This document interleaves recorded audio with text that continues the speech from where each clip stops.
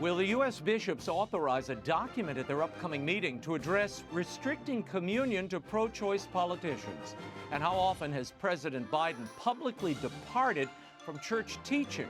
President of the Catholic League, Bill Donahue, shares his extensive new report. June 4th marked the 32nd anniversary of the Tianenman Square massacre in China. Asian affairs expert Gordon Chang is here with in-depth analysis. And will Pope Francis meet with President Joe Biden on June 15th? Former U.S. Ambassador to the Vatican, Jim Nicholson, shares his thoughts. And why are men marching in Washington? An organizer of the Men's March, Father Stephen IMBARRATO, will tell us all about it. The World Over begins right now.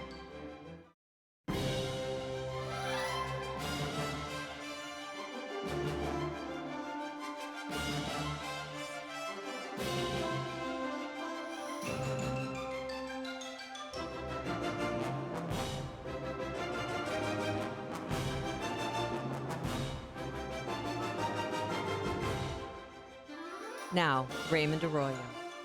A warm welcome to all of you joining us in the United States and the world over. What a show we have for you tonight. If you'd like to comment, send me a tweet. I'm at Raymond Arroyo. Lots to cover. Let's get right to it. As the U.S. bishops prepare to kick off their spring meeting next week, there's been much controversy over the issue of denying communion to pro-abortion politicians. The bishops plan to discuss whether or not to issue a document on the subject. President Joe Biden would certainly be one among many Catholic politicians who could be affected by whatever the bishops decide. My next guest has compiled an extensive report which he shared with bishops that could affect the outcome. Here to discuss his new report and much more, I'm joined by the president of the Catholic League, Bill Donahue. Bill, thanks for being here. I want to begin with this list you've compiled of all the times Joe Biden's policies have departed from Catholic teaching. I'll give the audience a little sample. Now, I'm just picking a few at random here. January 22nd, 2021, Biden issued a statement on the 48th anniversary of Roe v. Wade describing the 1973 U.S. Supreme Court decision as a foundational precedent to which all judicial nominees should commit. Biden called for Roe's codification. February 25th, 2021, the House passed the Equality Act. The act would effectively gut the 1993 Religious Freedom Restoration Act, eviscerating important religious rights. Bill, why did you decide to release this report now and compile it at this moment? Well, first of all, the bishops are meeting June 16 to 18 to take up this issue and many others. And I've been reading a lot of media reports, particularly from the Catholic media, Catholic leftists in particular, who are critical of the bishops. And they're saying that, listen, Biden is good on immigration, he's good on the environment, he's good on other issues, that you're really picking on him. And he's basically a very good, consistent Catholic. He calls himself a devout Catholic, and that's between him and God. But we make decisions at the Catholic League based on your policy prescriptions and to what extent they mesh with Catholic teachings. Now, if Biden were not Catholic, it wouldn't matter as much to the Catholic League. But there is a perception out there amongst Catholics and certainly non-Catholics, and they matter in this discussion, that you can be a good Catholic and flout Catholic teachings on salient moral issues of our day. Again, the bishops make that decision, but I said to my staff, Biden doesn't depart from the Catholic teachings on a few issues. We're talking about public policy issues. We're not talking about other issues. And I said, Why don't we just take a look at it? We were startled ourselves. And I said, look, we're not going to go back when he was a senator. He's been around, about 48 years in public life, just since January the 20th of this year. And we came up with, 32 examples. And we could have put in more, but we just picked out some of the most salient ones. It's really rather startling, from religious liberty to marriage to life. Joe Biden is, without question, the most radical president in the history of America in terms of differing with the Catholic Church's teachings on public policy issues. No one has departed more than Joe Biden. I've spoken to a number of bishops about this, Bill, and, some of the media say the bishops are, as you said, picking on Joe Biden, hazing him using his faith, weaponizing the faith. And most of those bishops, almost to a man, said, look, if he weren't Catholic, it wouldn't be such a big deal. We wouldn't be raising the alarms the way we are because, and I think they rightfully point this out, Joe Biden is teaching people how to actively live the Catholic faith in the political sphere. And the way he's teaching them departs from the doctrine of the church. So it is their responsibility to correct the record, and it puts the bishops in, let's face it, an uncomfortable spot. I mean, President Biden used to be a supporter of the Hyde Amendment bill. Now it's been omitted from his budget proposal. Why do you think that is? And can the bishops hold him accountable on something like that, just on that issue alone? I think he's followed the train of thought in the Democratic Party. I mean, it's no secret. Everybody knows the Democratic Party has gone markedly left. The AOC wing of the party seems to be the ascendant one. They keep gaining members in that squad contingent. And so we've seen lots of examples where if you want to be elected at the national level, at least, you have to kowtow to the more radical elements. And so people who are left in the center now, they're almost like freaks, like Manchin, Joe Manchin from West Virginia. Joe Manchin, so he's no radical, but he's not exactly a super conservative either. I think Biden just knew that if he wanted to become president, he had to go where the money is, and the people funding this do want a more left Democratic Party. The bishops are stuck. I'm very sympathetic with them. By the way, the Catholic League is decidedly agnostic on what the bishops should do. It's not our job as lay people to tell the bishops what they ought to do on whether or not who gets communion or not. That's a delicate issue for the bishops to handle. What I'm trying to do is debunk the mythology that somehow Biden just has a few departures from Catholic teachings. When you are supporting a bill such as the Equality Act, which could actually shut down Catholic hospitals if the Catholic doctors do not perform abortions, that's not a small matter. When you tell surgeons who can perform transgender surgery that you must perform them, independent of your Catholic strictures and your conscience rights, that's not a small matter. You're basically decimating the conscience rights of Catholic doctors and hospitals. And so when we looked at that, along with other religious liberty matters, and the whole idea that somehow we're supposed to accept that my sex was assigned by somebody, this is supposed to be accepted in Catholic medical quarters. No one was ever assigned their sex. Your sex was determined by your father, all right? That's the way biology works. And the people in the hospital record it. They validate it. Now, to ask Catholics to go along with this madness is I think, is obscene. You mentioned a moment ago that you can't, and the Catholic League won't, tell the bishops what they should do here. But the fact of the matter is that none of us have to tell the bishops what to do. Canon law actually prescribes what the bishops have to do. And they have to protect that sacrament from sacrilege, and they're bound by canon law to forbid that sacrament and to have a conversation with public figures who are erring from that Catholic doctrine and yet approaching the communion rail. So, as I said, I think between canon law and the agenda of Joe Biden, the bishops are between a canon law and a hard place. I get it. But it seems to me they're going to have this conversation on some level. And to have a conversation, I don't understand why that's become such a controversial point going into this bishops' meeting. Well, as you well know, Ray, and you've reported this very well on your show last week and the week before. I watch you all the time. There are senior members in the Vatican who are, to some extent, micromanaging what goes on in the USCCB and the Bishops' Conference, telling them that your vote have to be unanimous. I mean, that's a procedural matter. But I leave it to the prelates, to the senior members of the Catholic clergy to figure it out. There isn't unanimity. We know that as to what to do. But I'm more concerned in my role as a lay Catholic to get rid of the mystique that is being promoted by other lay Catholics, those on the left, the Biden supporters, who say that the bishops are basically demonizing him. No, the bishops have a duty to be faithful to their own teachings of the Catholic Church and what their conference decides. But we cannot pretend that Joe Biden hasn't departed from senior Catholic teachings in grave ways, in extremist ways, in ways that we've never seen before. Again, we fight anti-Catholicism, and some of the stuff that Biden is promoting is actually promoted by anti-Catholics. I'm not saying he himself is anti-Catholic, but he's feeding into it. That's how radical the man has become.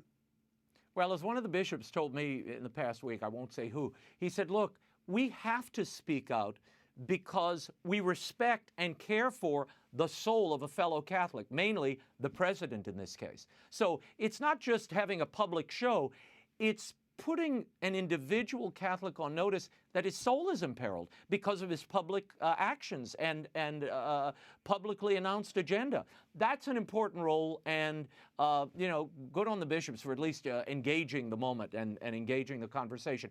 Now, many U.S. bishops have been critical of Biden's policies, Bill. We've talked about that for weeks. This week, you released a piece pointing out that critics of the U.S. bishops are wrong to accuse them of political partisanship. Now, at times, individual bishops do seem to be partisan. Why did you decide to release this piece saying, no, the bishops are not partisans? Well, you have left-wing Catholics over at the National Catholic Reporter, John Carr at Georgetown. They're promoting this idea that the bishops are out there just to get Biden. It's all nonsense. The bishops agree and the bishops disagree with presidents based on the policies that the president is promoting and their allegiance to Catholic teachings. So we took a look at all the times that the bishops, or not all the times, but many of the times that the bishops said positive things about President Obama. They're saying positive things on occasions about President Biden, and they've said negative things about President Trump. Because some of these people, some of the lunatics over at the National Catholic Reporter are saying that the bishops actually are worshiping Donald Trump and not Jesus Christ. That's just how far the invective has gone.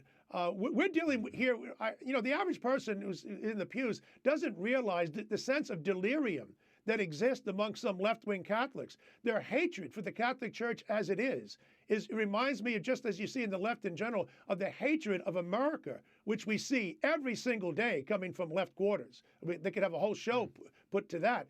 And so what we're trying to do at the Catholic League is to bring some balance to this whole thing.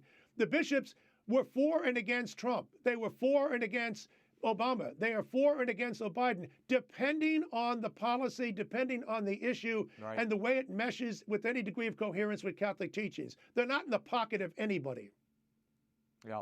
Well, and again, I can point out, and you pointed out in your report, there are issues where the bishops have supported Democrats and not Republicans. For instance, on immigration, the bishops put out a statement when Trump was president. It read like this: "We have grave concerns about the Trump administration's interim final rule issued on July 16th that greatly limits U.S. asylum eligibility at the border."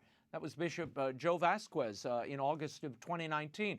After Biden took office, the bishops wrote, "Wednesday's actions by the Biden administration are an important first step toward ensuring that immigration enforcement in our country is balanced and humane. Too many people have experienced harsh and heavy-handed enforcement at the U.S.-Mexico border and within the U.S. interior, causing families to be needlessly torn apart." And it goes on. Bill, the real question here is, unlike the life issues, this immigration policy is a prudential judgment. Does it muddy the water to elevate these issues, like immigration? I mean, people can be good Catholics and disagree on immigration policy, but there is no prudential judgment on abortion or these life issues. It's always wrong to take an innocent human life. I think that's important to distinguish, and certainly America Magazine, which has done some fine work, the Jesuit publication, unfortunately ran an article just recently saying that we should get rid of the idea that abortion is the preeminent right. Well, if the right to be born is not the foundational right, what in the world would it be? And it's not just America. It's coming from a lot of different Catholic, liberal, and left sources. They've never really been in the pro-life camp, let's face it. If you believe in the right to life, that doesn't end your interest in life. I've worked with a lot of people who work with the poor, and guess who they are? They tend to be of a more conservative bent who tend to be pro-life. I know what the left wants. They want the government to take care of the poor. I believe in the Mother Teresa way, which means each individual has an individual obligation to help and reach out to the poor. So I'm sick and tired of hearing this nonsense that pro-life people don't care about the poor. They don't care about the environment. No, They may put abortion first for the obvious reason. If you don't have the right to life, then all of the rights make no sense. But that's not the end of our interest. And I just wish we could just come to an agreement in this country. And unfortunately, you even have some bishops who are doing that. Now, everyone is free to agree and disagree with any individual bishop. What I object to is bishop bashing, the collectivity, smashing the USCCB. You got a good man at the top in Archbishop Jose Gomez, the Archbishop of Los Angeles. He's trying to do the best in a very difficult situation. He doesn't need to be treated this way by the left. The bishops are going to be deciding whether to issue that document, as we've talked about, on the worthiness of receiving Holy Communion. Some bishops have argued that as a political figure who promotes abortion, President Biden should not be allowed to receive the Eucharist. Others are saying you can't weaponize the Eucharist this way. Where do you think that debate at the USCCB is going to go next week? I think we'll probably wind up where we are right now, which is to say, outside of a statement of concern, it'll be up to individual priests and bishops. I don't see unanimity. I don't see some one size fits all. After all, there is a lot more autonomy, Episcopal autonomy, than most Catholics even believe, never mind non-Catholics. I think that's probably where it'll go. And obviously, they're scouting, aren't they? Every time President Biden goes to church, he always goes to Delaware. He's home there every weekend. They'll make sure that he goes to a priest who will accede with his wishes. I want to move on to another topic. Late last month, the Illinois General Assembly approved a radical sex education bill calling for state sex education curriculum in grades K through 12 to be, quote, culturally competent and medically accurate. Now, you wrote about what's in this bill. I want to go over some of it for the audience. Here's a quote. By the end of the second grade, students will be expected to list medically accurate names for body parts, including the genitals. They will also define gender, gender identity, and gender role stereotypes. Bodily autonomy will also be stressed, as well as knowledge about different family forms, including cohabitating and same-gender variants. By the end of the fifth grade, students will be expected to distinguish between sex assigned at birth and gender identity and explain how they may or may not differ. The bill is now before Governor J.B. Pritzker. What do you expect is going to happen here? Well, he supported a transgender bill 2 years ago, but this is most radical assault, and I've been writing about this for many, many years. They're considering it in New York and in other states as well. This is provided by, this whole operation is sponsored by CICUS, a very radical group that came out of the Kinsey era, who's one of the great architects was supporter of child molestation. I have all the evidence for this. I've written about it many, many years ago. This is a form of child abuse. We're not talking about sex education as it's conventionally understood. We're talking here about sex engineering, which is entirely different. When you start telling kids that when you graduate from high school, you have to be an advocate, that's their words, you have to be an advocate for the LGBTQ, ABCD, IFG agenda, that really tells me something. This is all politics. And what they're doing here, they're selling the idea that minors can be sexually transitioned. That, people, is in fact child abuse. Any minor who is being treated by an adult with puberty blockers and then for sex reassignment surgery, that should be against the law. It is a form of child abuse, and I think most Americans would agree with it. And yet we're going to promote this in the schools, and they always start at kindergarten, don't they? They would go to preschool if they could. They'd like to take the kids away from the parents, going back to Plato's age, that the kids belong to all of us. I've seen too much of this. They want to crush homeschooling. The same people are behind this. But this curriculum is not about the birds and the bees, okay? Anybody who believes that is living in some other land. I've read the curriculum. I wrote this statement about it. This is the most extremist piece of legislation. If the American people actually got a chance to read it, they would be reaching for the vomit bag. And yet you have the Illinois state legislature, which passed this bill on the Friday of Memorial Day weekend. Isn't that cute? And now the governor's sitting there. And I don't want to be told that we're prudes. Anybody knows Bill Donahue knows I am no prude. People should have a nice, good time, but exercise prudence and exercise some restraint. This sex engineering has got to stop in this country, and the whole transgender movement is madness on stilts. Bill, the legislation does provide for an opt-out for parents to remove children from the mandates in this bill. However, teachers who have moral objections to the teaching requirements don't seem to have an opt-out. Your thoughts, quickly. Yeah. Why would anybody want to even give that opt-out? They don't have opt-out when it comes to prayer in the schools, right? Everybody's equal. Nobody's allowed to pray. But now we're going to do this to kids? Like I say, these practices are dangerous. It's not a matter of, well, you disagree with Catholic teachings. That's okay with Biden. I'm talking about what they're recommending is pernicious. It's dangerous to the health of young people. And we're not talking about adults. If an adult can make his or her own mind. When you start in with the kindergartners, and when you're telling kids in the 10th grade, rather the 5th grade, who are 10 years of age, I used to teach elementary school. I know the age of these kids. And you're teaching them that you have to be involved in gender, identify whether you were assigned to sex or what. No one is ever assigned to sex, as I said. You are what you are. It's not like as if somebody wrote it down. They don't have gender assignment parties, do they, for people? I mean, when the woman looks at the sonogram, she knows she's having a boy or a girl. Nobody had to assign it. You're either a boy or a girl. The idea that you could be a third sex or a fourth sex, there are 59 sexes in some places. These people belong in the asylum. This is, and we should not allow this to even be a normal conversation. If people in senior positions of authority, secular or religious, don't condemn this, then they are part of the problem. There is an ad running on some TV networks, Bill, that I want to get to. It was produced by New York-based Lacuna Ventures, LLC. It asks victims of sexual abuse committed by a priest or other Catholic authorities to do this.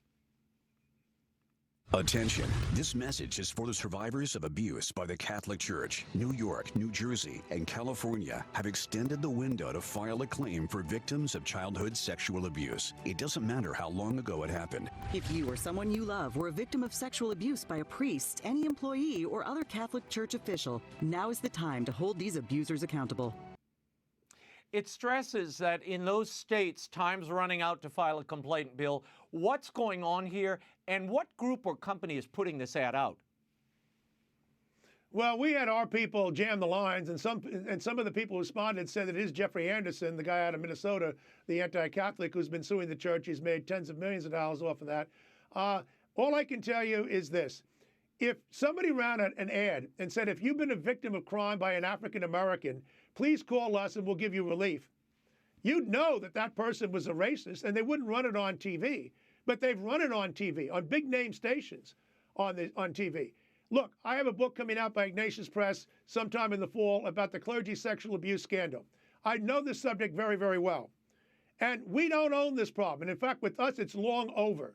So where is the ad about the minister, the rabbi, the imam, the psychiatrist, the psychologist, the school counselor, the guidance counselor, the camp counselor? What about the people who are in Hollywood, in the studios, in the media, doctors, lawyers, nurses? One could go down the line. They're never engaged in sexual abuse of minors? I know better. What about public school teachers? They're right at the top of the list. But well, you Bill, see, they just want to go after us for the money. Yeah, did these state legislatures only open the window to abuse committed by the people representing the Catholic Church, or is it all sexual abuse? The window of liability here has been reopened. In New York and Pennsylvania and in California are the concerns right now. And after fighting this for about 15 years, the Catholic League actually succeeded in getting the legislature in New York to open it up to everybody. However, in practice, they're going after the Catholic Church. Why? Because the public schools have too much immunity. They have too many protections. The teachers' unions own the whole situation. As a matter of fact, let me tell you this: a deacon. His name is Deacon Joe. I don't know the man's last name. I have the file back at the office. He contacted us because he called up the 800 number that we put up on our website, and we send it out to people. He called up the firm, the 800 number, about the anti-Catholic ad, just cherry-picking a priest. And the woman told him, she said, we're doing this because the Catholic Church has a lot of money and they pay out. That's exactly what she told him. This is what they do. Look, you know who the biggest abusers of minors are in the United States? Let me tell you, I know this subject is better than anybody. It's stepfathers, it's live-in boyfriends. Now, are any of them going to be sued? No. Why? Because there's no money there. And with the public schools, it takes forever to get a hold of their records and whatnot. They have an ideological and a monetary interest in going after the Catholic Church. And like I say, our problem was 50 years ago. Almost every bad priest who ever was involved in this, almost all of them, are either dead or they're out of ministry. This is a witch hunt, as I've been saying for a long time, and I've got the sociological data to prove it. But this ad, this cherry-picking ad, religious profiling, Catholic profiling, you wouldn't, like I say, have an ad out there saying if you've been a victim of a block, we'll represent you. That would be racist. Where is the outrage amongst Catholics, and in fact matter, the episcopate on something like this? Mm-hmm. Yeah, well, look, if you're going to open the statute of limitations here up on a crime, particularly a crime as grievous as this, it should be opened across the culture, not for just one group of abusers. All these abusers should be held accountable, and frankly, they all should be under the jail when it's over. Bill, thank you for that. We will stay in touch. You can find Bill Donohue's extensive report on President Biden's policy departures from Catholic teaching at catholicleague.org. Thank you, Bill. Thank you so much. President Biden is in Europe for the next week, where he'll attend the G7 summit, followed by NATO and US-EU summits in Brussels. During his trip, he's seeking allies as he engages China. Will he get them? Joining me now to discuss this and much more is Asia expert, author, and columnist Gordon Chang. Gordon, thanks for being here. This is Biden's first overseas trip as president. Upon landing in England, Biden told troops this was the goal of his trip. Listen. At every point along the way, we're going to make it clear that the United States is back and democracies of the world are standing together to tackle the toughest challenges and the issues that matter most to our future. That we're committed to leading with strength, defending our values, and delivering for our people. Gordon, he later said climate change was the greatest threat to national security. Your reaction to that, and do you believe that the world is hearing America is back? Well, first of all, Biden said that climate change, greatest national security threat. Well, that was on a day where the U.S. hit the mark of 598,760 deaths from a disease that China deliberately spread beyond its borders. Xi Jinping, the Chinese ruler, lied about contagiousness. He locked down his own countries while forcing others to take passengers from China. This was malicious. So I found that statement was, I don't really know the word for it, Raymond, but it was really wrong for him to say that. And the U.S. hasn't gone anywhere. The U.S. has had stronger relations with its allies in the Middle East and Asia than it did under President Obama. Yes, there was trouble between Trump and Europe, but that's because Trump told the Europeans things that they had to hear and which no American president before him was willing to say. So I found Biden's comments to be just wrong-headed, misguided, and really a misreading of history. What kind of support can Biden expect with our European allies vis-a-vis China? He seems more concerned about Russia, frankly. Yeah, I don't know how much he's going to get. The big issue is Germany. Germany, with Angela Merkel, has been very pro-China, but Merkel is not going to seek a fifth term as chairman of the party, so she'll be stepping down this year. And the question is, who's going, is there a replacement going to be that strong pro-China? I think not. Because there is a change in attitude among European populations. So I think that Biden will get a little bit of the way where he wants to go, but not as far, because he's going to encounter, I think, the elites who are still very, very pro-Beijing in the EU. It's been reported that Biden is hoping to forge like-minded coalitions to rebuke China over the crackdown on the pro-democracy movement in Hong Kong, repression of the Uyghurs, aggressive military activity in the South and East China Seas. However, earlier this year, French President Emmanuel Macron said he wanted to, quote, avoid a scenario where multiple countries join together against China, fearing that it would be counterproductive because it will push China to increase its regional strategy and cooperate less on issues of joint concern, end quote. Now, Europe seems petrified of offending China. Gordon, your thoughts? Well, that certainly was true when Macron said that. I think that there has been a change in European opinion. And we saw that a couple of weeks ago when the European Parliament froze implementation on the Comprehensive Agreement on Investment, which is something that Beijing really wanted. But, Macron and the other elites, as I talked about, they're still very much in Beijing's camp. And Biden's going to have to work a lot harder than he thinks to get them on his side. But, over time, I do believe that European populations will eventually push their leaders in a much better direction. But time is a big issue because we got to deal with China now, not 2 or 3 years from now. Yeah, well, picking up on what you said, over the last year, several European countries, including the UK, France, and Germany, have become more willing to send Navy ships to the South China Sea to reinforce that U.S. message to China about the freedom of navigation. The U.S. has been very vocal about China's overreach in Hong Kong and Taiwan. How much does the U.S. and European presence in the South China Sea deter China from being more forceful toward Hong Kong and Taiwan and the region overall?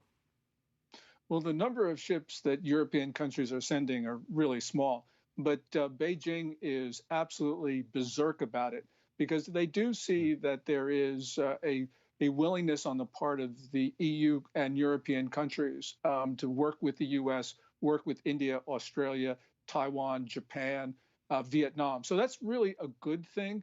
So it's more symbolic than anything else. But for China, symbolism matters. And so they're really upset with this. Yeah. Their designs on Taiwan seem to be, and the noises they're making about Taiwan seem to be increasing. Should they make a move against Taiwan, what do you think the U.S. and the European reaction will be at this point under this administration? That's a great question, because I don't think the Biden team has actually thought that through. I would hope that they would honor American commitments to the island. They should, because Taiwan is absolutely crucial to the defense of the U.S. from a number of different perspectives. So I do hope that they would follow their basic instincts. But the one thing about Biden, and this is really troubling, is that he wants Beijing's cooperation on climate change, on an Iran nuke deal. And so he's not sending the right messages on Taiwan and other things that he should be. And I think that that's encouraging Beijing to be even more provocative than it otherwise would be. That could cause the crisis that everyone wants to avoid. So I'm really worried about their general posture towards China. Yeah, as am I. Last week, President Biden signed an executive order expanding restrictions on American investments in 59 Chinese companies with ties to the country's military and surveillance efforts. Now, this is the same approach that former President Donald Trump took with Beijing. Chinese Foreign Ministry spokesman Wang Wenbin had this to say about the restrictions. He said the U.S. should respect the rule of law and the market, correct its mistakes, and stop actions that undermine the global financial market order and investors' lawful rights and interests. Are these restrictions effective, in your mind, Gordon, on the Chinese government's response? Does it stop them in any way, or at least give them pause? It certainly gives them pause. It's a move in the right direction. It was welcomed. I didn't know whether the Biden team would actually extend the Trump rules. But we have seen the Biden team do some things which just undercut that. So, for instance, just yesterday, they announced that they are no longer going to try to ban TikTok and WeChat from the U.S., where they clearly should be doing that. And they've done some other things that are undercut Trump initiatives, which are meant to protect the U.S. So right now, the Biden team is doing some good things and some horrible things. And I think until they actually finish their China review strategy, which they should have done by now, but they're still at it, I don't know if we're going to get a clear direction from the White House. Well, this TikTok and WeChat, these apps, the Trump administration and Mike Pompeo had identified them as apps that collect users' personal data and have connections to Chinese military and intelligence activities. Why would they just, by fiat, just say, oh, well, we don't have any more concerns about it. I mean, surely there are active concerns here, considering the ubiquity of TikTok. I mean, every kid in America has this thing on their phone. Which means that China is illegally collecting data from every kid in America.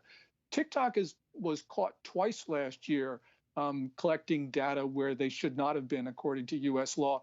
Also, Radio Free Asia reports that the Chinese military used TikTok to send videos to people likely to participate in Black Lives Matter and Antifa protests, and those videos were how to riot. So this was more than just subversion. This was an act of war. And there's another issue here, and that is, look, China doesn't allow American apps in China. So why do we allow Chinese apps in ours?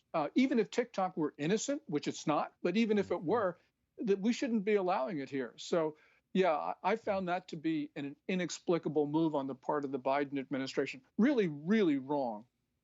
No, frankly, I think that's more dangerous than, restricting the investment in some ways, because this is burrowing into every home and every phone in America. It's not only surveilling, as you said, it's messaging from inside the country. Very dangerous. June 4th marked the 32nd anniversary of the massacre at Tianenman Square. And since then, the human rights abuses in China have not abated in any way. Cardinal Joseph Zen, who's been on this show many times, I know you know him well, Gordon, he held a mass to commemorate the occasion. Before the mass, the Chinese put up posters like the one you're seeing now.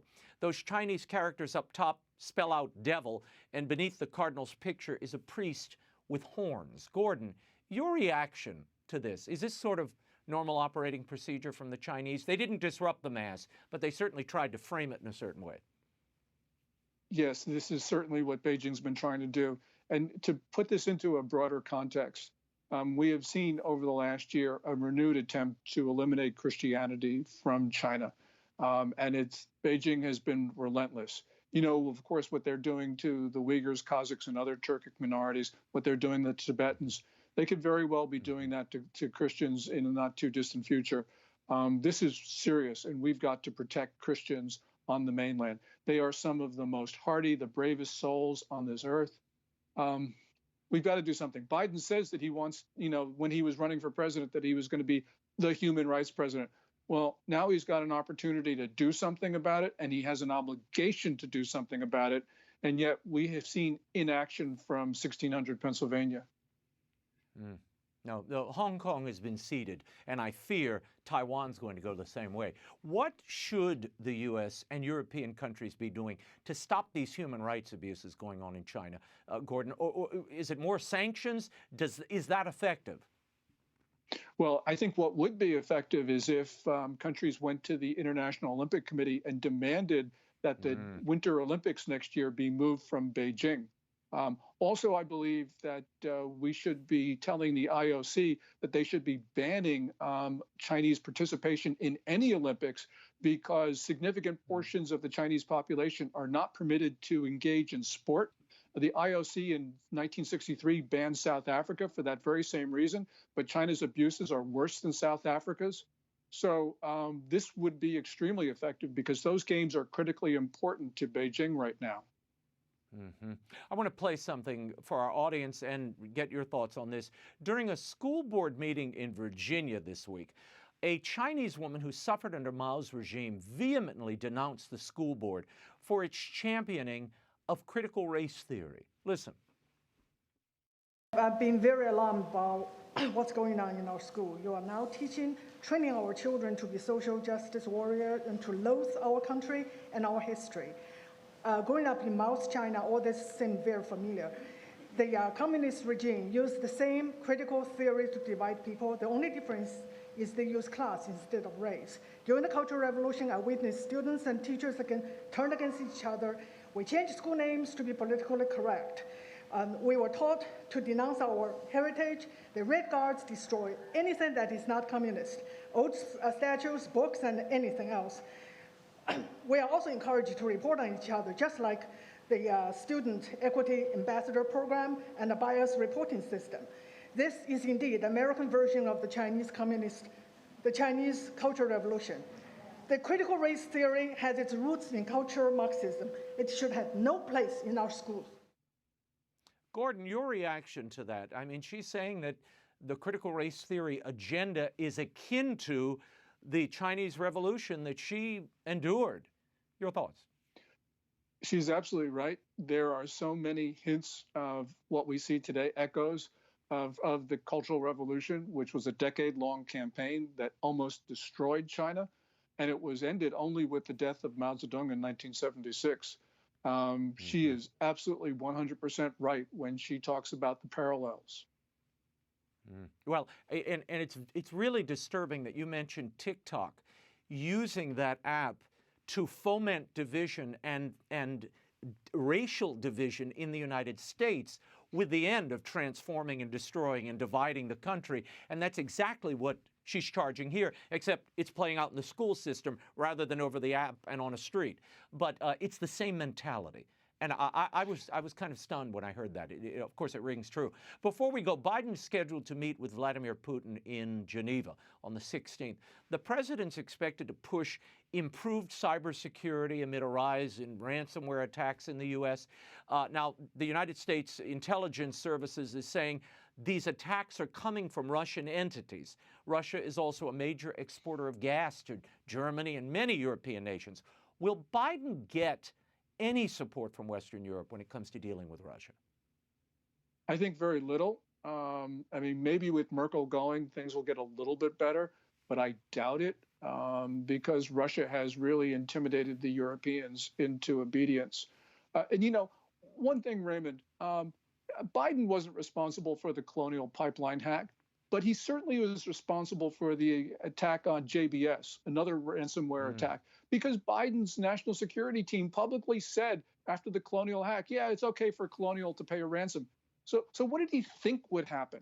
So, yeah, we've got to go after Putin because he is a bad actor, but we got to remember that Biden opened the door for future ransomware attacks. Yeah.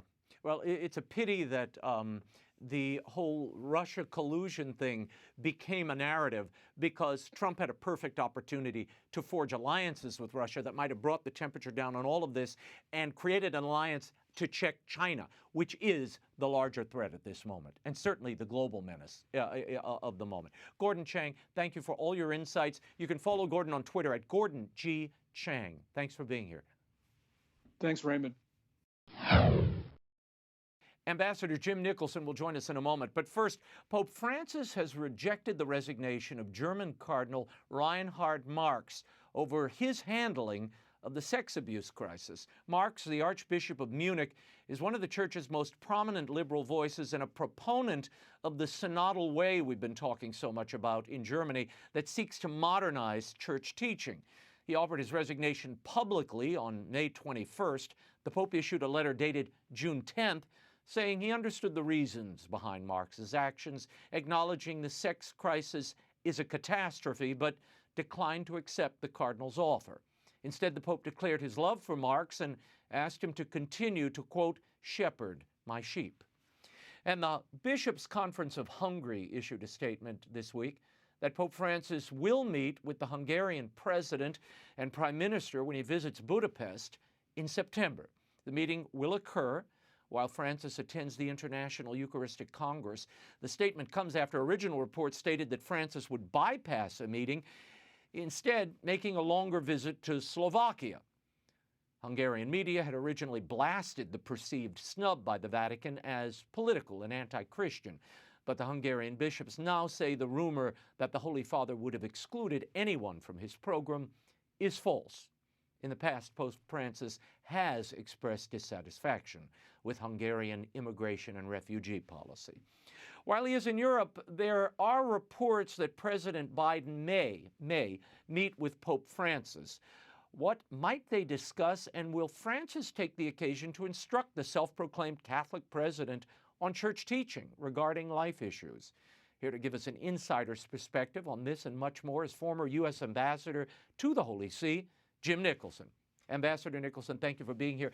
We keep hearing that President Biden could meet with the Pope next Tuesday, perhaps, just a day before the U.S. bishops convene their spring meeting, which already has an air of controversy due to the president's departure from church teaching on abortion and other issues. From your experience as ambassador to the Holy See under George W. Bush, what does Biden get from this visit, should it occur? A visit to the Pope by President Biden would be a good thing for Biden politically.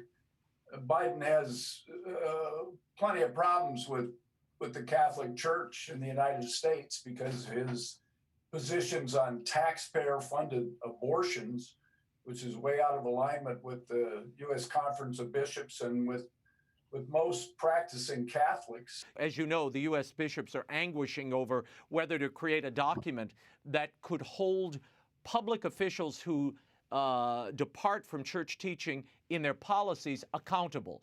Might this blunt some of that criticism or possible criticism from the U.S. bishops?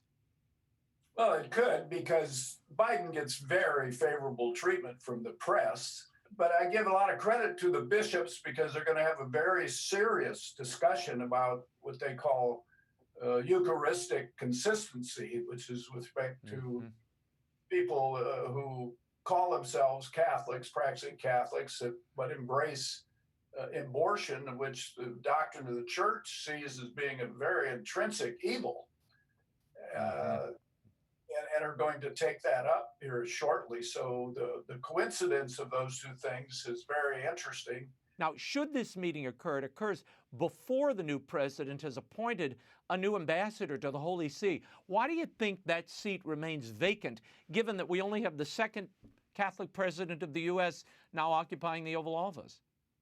That's another affront to the Catholic Church and to American Catholics, is that they're being very nonchalant about selecting a representative to go there and represent the president and our country to the Holy See, to the Vatican.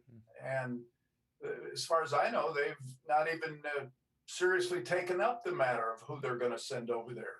President George W. Bush, who didn't agree with everything, certainly with Pope John Paul II, particularly with Iraq, he went to Rome 3 times to visit the Pope and have substantive discussions. He wasted no time in nominating me to become his first ambassador to the Pope and to the Holy See.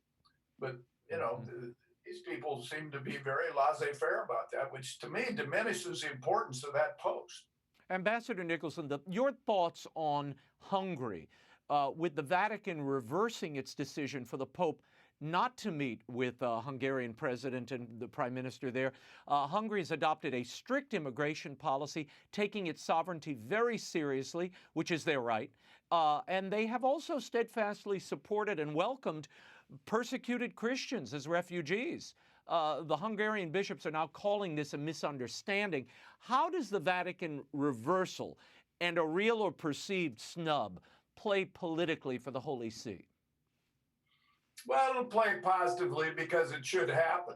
I mean, it was unexplainable to be going there to Budapest and not meet with the leadership of the country. I mean, that's traditional that happens when a pope goes to a country, and it was an offense against the leadership of that country. He was, in fact, planning, I think, to go 3 hours away to Slovakia, to Bratislava. We're going to take time to do that and spend some time there. Maybe he still will. But the fact that he's reversed that decision, it makes a lot of good sense, and it's something that certainly should have happened. Ambassador, the U.S. Embassy to the Holy See in Rome has decided to fly the Pride flag throughout the month of June. Meanwhile, the Pentagon announced it would continue to ban that flag at U.S. military installations, calling it an unofficial flag. You served as ambassador to the Holy See for years. You were Secretary of Veterans Affairs. Your thoughts on this? Yeah, also I'm a retired colonel in the Army, and the Pentagon has gotten it right. No mission of the United States should fly any flag but Old Glory, the flag of the United States of America. and not any other flags, not exhibiting the agenda at the moment of other movements, however important they are to the people involved. And we all know people in that movement. We have friends and the people we love and so forth, but there's no place for another flag on top of a mission of the United States. I mean, that mission is there to represent all the people of the United States. Put your diplomat hat on for a second and tell me, how do you think that's perceived in Rome at the Holy See, having the Holy See mission sporting the pride flag for the month? Is that the right diplomatic note to sound when you're trying to engage that particular city-state? Well, I can tell you how I think it's perceived and how it should be perceived, which is it's a stick in the eye. The fact that they moved the embassy of the United States to the Holy See inside the compound of the embassy to the Republic of Italy. It's an annex in that compound. And now, on top of that annex, they're flying this gay pride flag. So it's a double whammy situation. It's an affront to the church. It's an affront to the sovereign state of the Holy See, and it's actually an affront to all the people of America for that flag to be flying. Before I let you go, on June 6th, we commemorated the 77th anniversary of the D-Day invasion at Normandy during World War II. I've walked that American cemetery and those beaches, and I tell you, I was struck by it a few years ago on the 75th anniversary. It was so moving and awe-inspiring to be there at this site where so many American lives were sacrificed for our freedom and the freedom of Europe.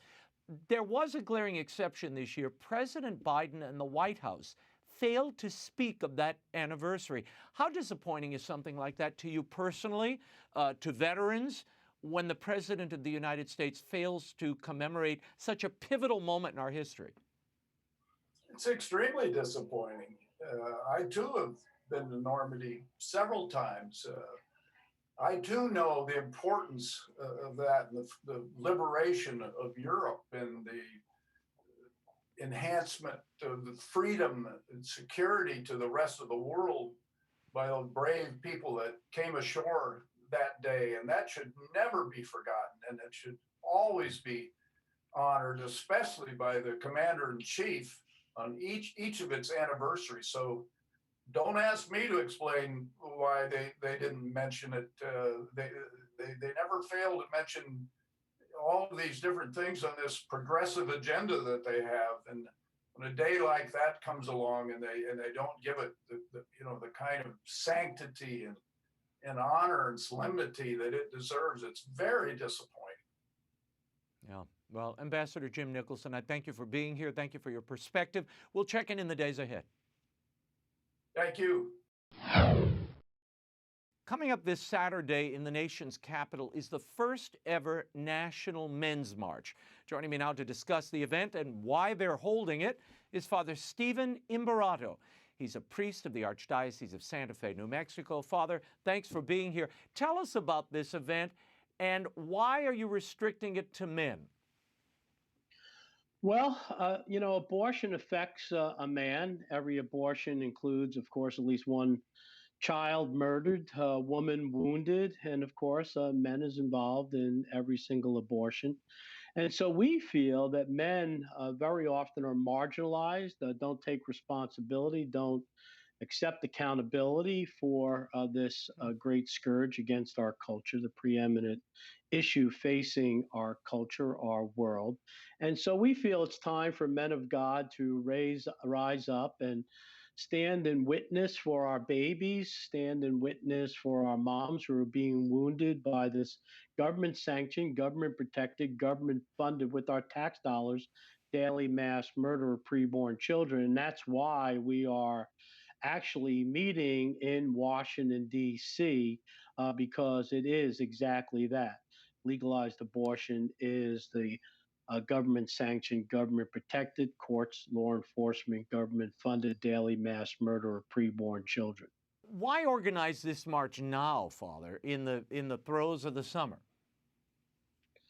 Well, it is really short notice that we've organized this march. The prompting of the Holy Spirit came to the co-host of The Simple Truth. I co-host with Jim Havens The Simple Truth. He was prompted by the Holy Spirit. We wanted to do it sooner than later. We really felt that with Father's Day coming up in June, and also with the bishops, albeit they are meeting via Zoom and not in person, but with the bishops meeting the week before Father's Day, we thought it was important to actually meet in Washington, D.C. We're going to be gathering at a notorious abortion facility, Cesar Sant'Angelo's surgical abortion clinic.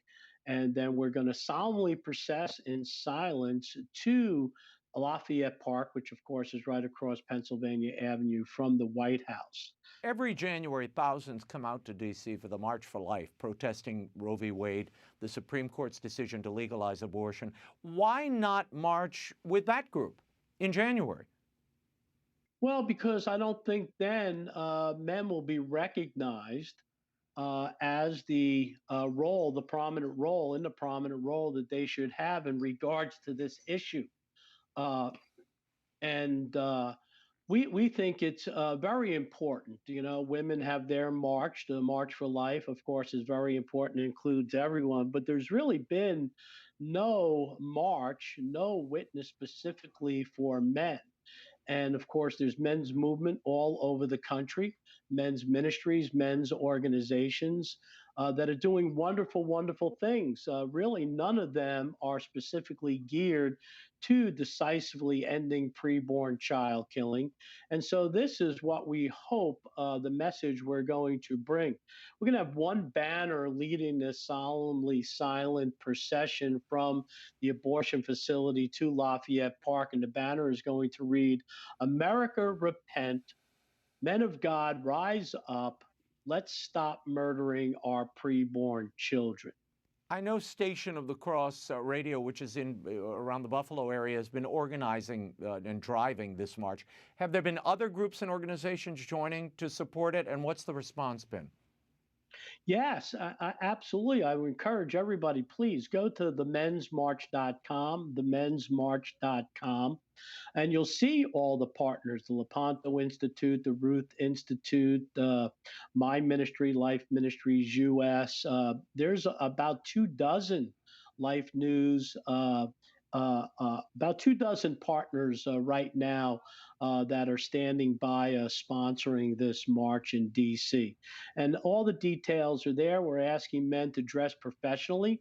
This goes back to the model that we're emulating, Martin Luther King and his peaceful, prayerful, nonviolent protest in the 60s that so brought there's about— a dress code.